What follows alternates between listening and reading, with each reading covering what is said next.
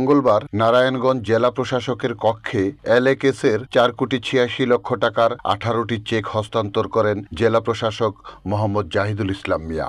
এ সময় তিনি জানতে চান এই চেক পেতে গ্রহীতাদের কোনো হয়রানির শিকার হতে হয়েছে কিনা।